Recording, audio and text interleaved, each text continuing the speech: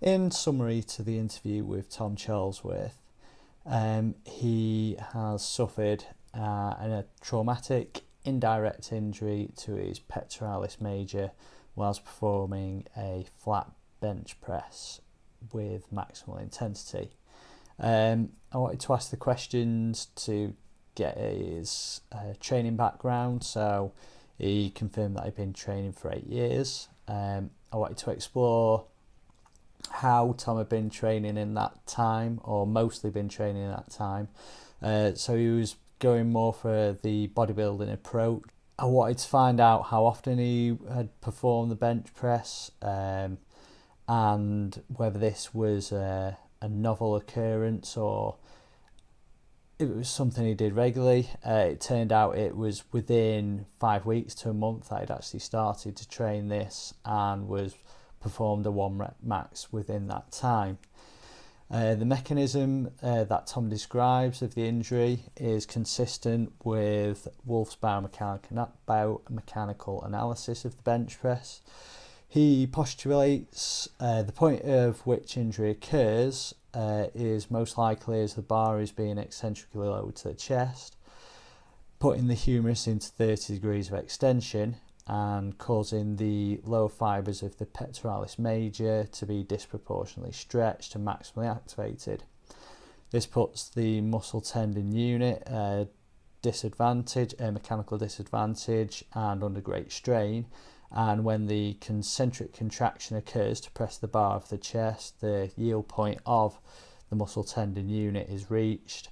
In the literature, the bench press has been shown to be the biggest cause of this type of injury.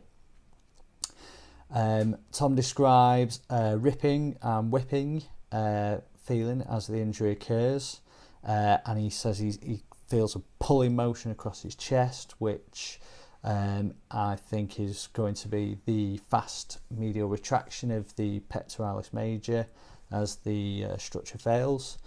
In the acute phase of the injury, he describes burning pain after 30 minutes or so, which is going to be the extracellular material from disrupted tissues, dead and dying cells, releasing digestive enzymes, causing the area to become inflamed and going to act upon the exposed nerve endings from the damaged structure.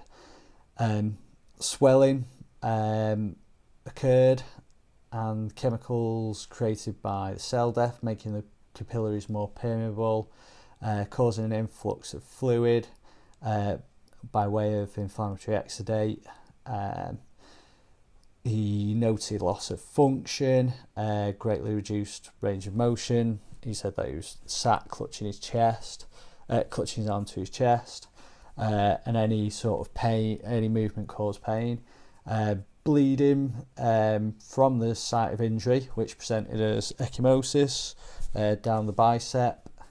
Upon visiting A&E, accident emergency, functional tests were performed. The limb was immobilised to protect against further damage, and he was advised to rest and ice the injury.